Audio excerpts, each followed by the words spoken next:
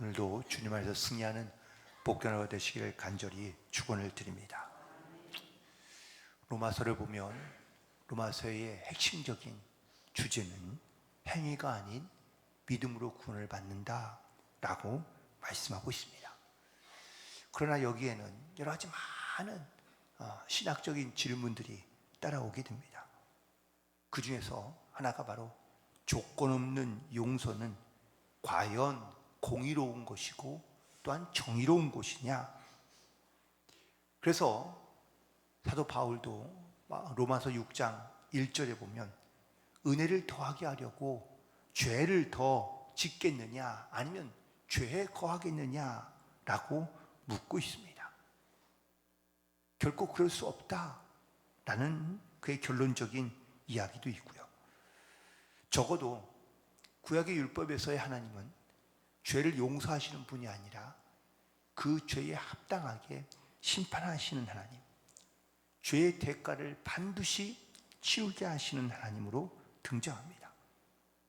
다시 말하면 죄를 용서하신다면, 죄를 그냥 용서한다면 그것은 불의한 하나님이다 라는 겁니다. 그래서 죄를 지은 사람에게는 반드시 하나님께서 그 죄값을 물으셔야 합니다. 오늘 본문에 등장하고 있는 이 다윗도 역시 자기의 죄값으로 반드시 죽어야 하고 죄값을 치러야 합니다. 그런데 하나님께서 다윗의 죄를 용서해 주십니다. 그가 여러 사람의 피를 흘리게 하며 죽게 하였지만 하나님은 다윗에게 그 피값을 묻지 않으시고 그를 죽이지 않으십니다. 대신 이 다윗 대신 아이가 죽을 것이라고 명하시게 되고 또한 말씀대로 하나님께서 이 아이를 치십니다. 여기에서 우리가 조금 더 깊이 있게 묵상해야 될 말씀이 있습니다. 죄를 범한 건 다윗인데 죄를 범하지 않은 다윗의 아이를 하나님께서 치셨다라는 겁니다. 다윗에 대한 죄의 용서와 아이의 죽음이 연관되어 있다라는 것이죠. 하나님께서 선지자를 통해 다윗의 죄를 지적하셨을 때 다윗은 그때 자기의 죄를 자복하고 회개하고 통곡하며 기도합니다. 회개하는 다윗을 보고 하나님께서 그 자리에서 이 다윗의 죄를 용서해 주십니다. 그의 범죄는 심각한 범죄였지만 하나님께서 그의 죄를 그냥 용서해 주신 겁니다. 다윗은 죽지 않았지만 아이는 죽는다는 하나님의 말씀 가운데 접속사가 하나 있는데 그러나입니다. 그런데 이 그러나는 바로 아이와 그리고 다윗을 연결시켜 줍니다. 말씀드린 대로 아이는 아무 잘못이 없습니다. 죄가 없습니다. 그런데 이 아이의 죽음을 단순히 죄의 결과물로만 놓고 본다면 사실 하나님의 뜻과 하나님의 은혜를 말씀을 이해하기가 어렵습니다. 결국 아이는 죄의 결과물로 죽을 대상이 아니라 오히려 다윗의 죄 때문에 희생시킨 것이라는 것을 우리가 깨닫게 되는데요. 이 아이를 희생시킴으로 말미암아 다윗은 자기의 죄를 용서받고 또 하나님께서 그의 죄를 용서해 주십니다. 그렇다면 왜 하나님은 이 아이를 죽게 하셨을까? 하나님께서 이 부분은 하나님께서 우리의 죄를 왜 용서하셨는가 라는 것에 대한 하나의 해답이 됩니다. 다시 말해 하나님께서 우리의 죄를 용서하셨다는 것은 우리가 죄값으로 죽을 수밖에 없고 우리가 죄값을 치러야 되는데 우리의 죄를 용서해 주신 것은 마치 우리의 죄를 대신해서 누가 그 죄값을 치러야 한다라는 또 다른 명제로 우리 가운데 다가오게 되는데 우리가 죄를 지어 죽을 수밖에 없게 되었지만 예수님이 우리의 죄를 대신 지심으로 우리가 용서를 받고 그리고 우리가 하나님 앞에 겸손히 또한 담대히 나아갈 수 있게 된 줄로 믿습니다. 마치 아이의 죄 때문에 아이를 치신 것이 아니라 다윗의 죄 때문에 그 아이를 쳐서 다윗의 죄를 용서해 주신 것처럼 우리를 용서해 주시기 위해서 예수님의 십자가에 죽게 하시고 우리를 구원하신 것이, 이것이 바로 하나님의 뜻이기 때문인 줄로 믿습니다. 그래서 오늘도 우리는 이 예수님의 사랑과 하나님의 용서하심을 감사하며 우리는 주님 앞에 더욱더 겸손히 나아가야 될 줄로 믿습니다. 다윗도 하나님 앞에 엎드려 기도합니다. 그가 아파 있고 죽어가는 아이를 위해서 밤새도록 일주일 동안을 금식하며 하나님 앞에 엎드려 기도합니다. 22절에 보면 알 수 있지만 다윗이 아무것도 먹지 아니고 금식하며 하나님 앞에 엎드려 기도한 이유가 있습니다. 그것은 바로 자기가 이렇게 하나님 앞에 통회하며 기도하면, 내가 금식하며 주님께 부르짖고 기도하면 하나님께서 혹시 내 기도를 듣지 않으실까라는 기대감 때문이었다고 고백하고 있는데요. 다윗은 하나님께서 물론 뜻을 정해놓고 또한 하나님께서 당신의 말씀대로 계획대로 역사하실 것을 알고 있습니다. 심지어 다윗은 자기가 하나님께 기도할 자격이 없다는 것도 알고 있습니다. 그럼에도 불구하고 다윗은 하나님 앞에 간구하는 것을, 기도하는 것을 멈추지 않았다라는 겁니다. 대부분의 경우 내가 죄를 짓고 내가 죄 가운데 있으며 또한 내가 죄로 말미암아 자격이 없다는 것을 깨닫게 되면 많은 사람들이 낙심하며 실망하며 또한 거기에서 멈춰 있거나 아니면 하나님 앞에 기도하지 않고 무릎 꿇지 않는 경우들이 많이 있습니다. 그러나 다윗은 자격이 없는 존재임에도 불구하고 그런 하나님 앞에 엎드려 통회하며 기도하고 있다는 이 사실을 우리도 잊지 말고 기억하며, 우리도 하나님 앞에 어떠한 존재로 서 있느냐라는 것이 중요한 것보다 먼저 우리가 하나님 앞에 겸손히 통회하며 자복하는 마음을 가지고 주님 앞에 나아가야 한다는 사실을 잊지 않고 우리는 주님 앞에 나아갈 수 있어야 될 줄로 믿습니다. 로마서 6장 11절에 보면 우리가 죄에 대해 죽고 하나님에 대해서는 살아있다는 사실을 잊지 말아야 한다라고 말씀하고 있습니다. 다윗도 반복해서 실수했고 그는 그때마다 하나님 앞에 자기의 죄에 대하여 엎드려 하나님 앞에 죽은 것처럼 주님 앞에 기도하며 간구했다라는 겁니다. 그러면서 하나님을 의지하고 하나님께 기도하고 하나님께 엎드리고 하나님께 긍휼을 구하며 자기는 실수투성이 또한 죄의 투성이라는 것을 하나님 앞에 구하며 기도할 때마다 하나님께서 그를 용서해 주시고 이해해 주시고 심지어는 다시 고쳐서 사용하신 것을 보게 됩니다. 그래서 이 다윗을 가르쳐 하나님 마음에 합한 자라라고 이렇게 말씀하고 있는데요.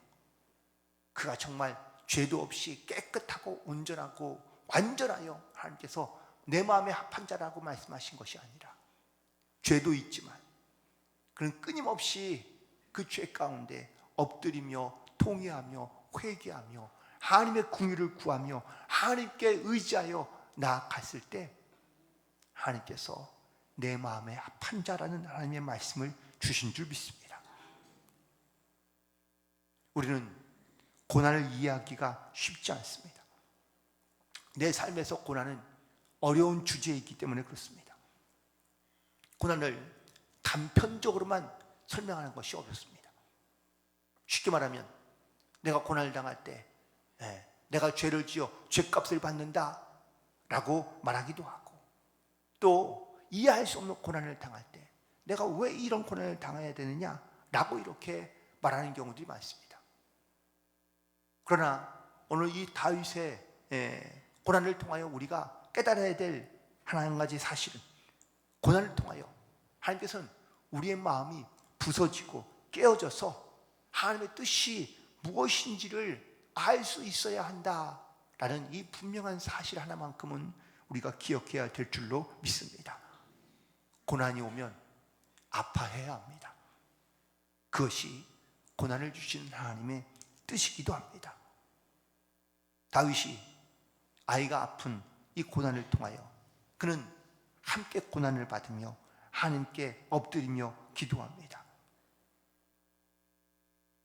하지만 그 아이가 죽고 난 다음에는 다윗은 더 이상 실망하지 않습니다.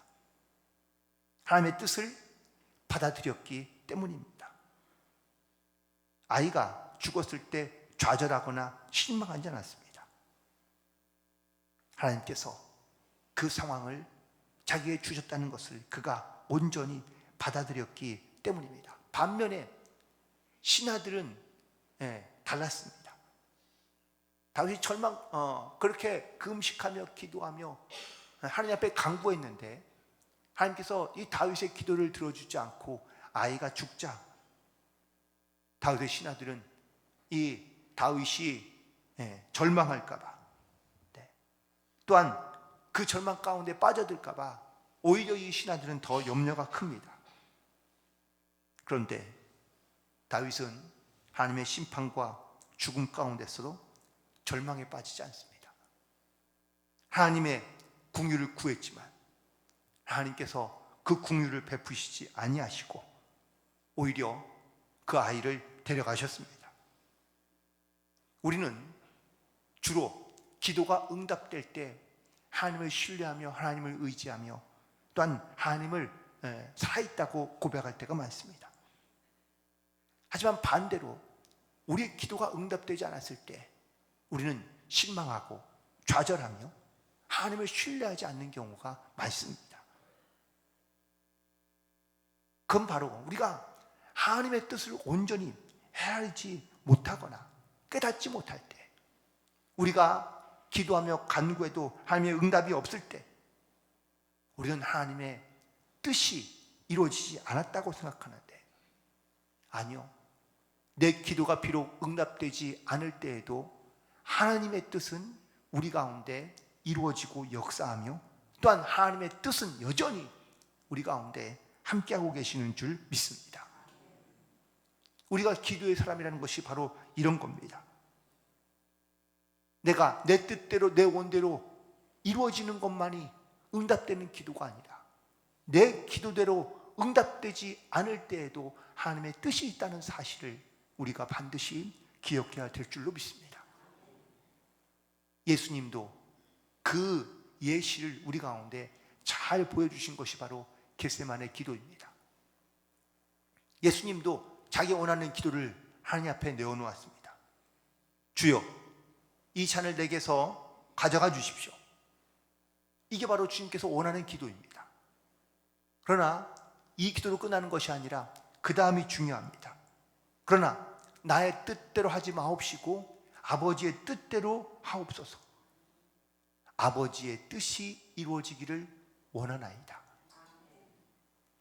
이것이 바로 기도하는 사람의 모습이며, 그리고 이것이 바로 하나님의 마음에 합한 것을 구하는 자의 모습인 줄로 믿습니다. 우리도 주님 앞에 내가 원하는 것 충분히 아뢰을 수 있습니다. 주님, 이렇게 해주세요. 이걸 주세요. 하나님, 또한 이렇게 도와주세요. 우리 주님 앞에 열심히 간구하며 기도해야 합니다.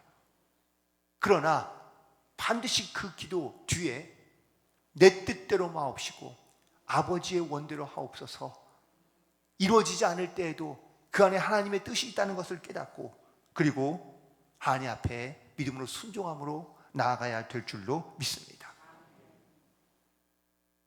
오늘 말씀 여기에서 사실 말씀을 정리하고 있지만, 말씀을 계속해서 보면 이 다윗에 대한 하나님의 징벌과 심판이 여기서만 끝나지 않습니다. 이렇게 자기의 죄값으로 말미암아 갓 태어난 아이가 죽습니다. 그러나 하나님의 징벌은 여기서 끝나지 않고 형제들끼리 끊임없이 다툼과 전쟁이 있습니다. 아들 암몬이 이복 여동생 다말을 범하고 이 일로 오빠인 압살롬이 암논을 살해합니다. 그리고 압살롬이 반역을 일으키고 또 이 압살롬도 죽음을 맞이하게 됩니다. 다윗의 집안에 칼이 칼싸움이 끊이지 않는 것이죠. 또한 다윗에게 끊임없이 고난이 찾아옵니다. 그러나 다윗은 그 찾아오는 수많은 고난 중에도 절망하는 대신 깨어지고 부서진 마음으로 하나님께 나아가 기도합니다. 하나님의 긍휼을 구하고 하나님의 도우심을 구하고 하나님의 은혜를 구할 수밖에 없었던 겁니다. 결국 이 다윗은 하나님의 은혜에 대하여 자기의 모든 죄는 죽고 하나님의 은혜와 하나님의 의에 대해서만 자기를 다시 새롭게 만들었다라는 사실입니다. 말씀드린 대로 로마서 6장 11절에 있는 말씀에 보면 이와 같이 너희도 너희 자신을 죄에 대해서는 죽은 자요 그리스도 예수 안에서 하나님께 대하여는 살아있는 자로 여길지어다 라고 말씀합니다. 내가 죄에 대하여 죽었다는 것은 내가 죄가 없다는 것이 아닙니다. 그 죄에 대하여 마치 이렇게 다윗이 죽은 자처럼 하나님께 엎드려 금식하며 통곡하며 회개하며 하나님 앞에 기도할 때 내가 하나님 안에는 살아있는 자로 느끼게 되고 또한 하나님 안에서는 그 은혜로 말미암아 살아있는 자가 되었다는 이 사실을 잊지 말라라고 말하고 있는 겁니다. 다윗이 처한 환경과 상황을 보면 도무지 제정신으로 살기는 쉽지 않겠다라는 그런 생각도 듭니다. 그럼에도 불구하고 다윗은 신앙의 가장 모범적인 사람으로 성경에서는 소개하고 있습니다. 또한 우리 가운데는 말씀하고 있습니다. 그 이유는 다윗이 절망과 또한 고난 중에서도 항상 하나님의 긍휼을 구하고 하나님을 신뢰하며 하나님을 의지하여 자기를 부인하고 자기의 십자가를 지고 끝까지 하나님을 따라 순종하는 삶을 살아가기 때문인 줄로 믿습니다. 오늘도 내게 주어진 이 십자가 고통스럽고 힘들고 어려울지라도 이 또한 고난을 통하여 하나님의 뜻이 하나님의 역사와 하나님의 은혜가 우리 가운데 함께하고 있음을 믿음으로 고백하며 나는 죄에 대하여 죽은 자이며 하지만 하나님에 대하여는 살아있는 자로 우리가 오늘도 나를 바라보며 또한 주님을 바라보며 정말 주님과 내 관계 안에서 내가 정말 주님의 영광을 위하여 담대히 혹은 또 끝까지 달려가고 있는지 내가 원하고 내가 바라고 내 뜻이 이루어지는 것보다 살면서 하나님의 뜻이 하나님의 영광이 하나님의 은혜가 나타나고 증거되고 선포되기를 간절히 간구하며 기도하며 오늘도 주님 안에 승리하는 복된 성도들이 되시기를 간절히 축원을 드립니다. 기도하시겠습니다.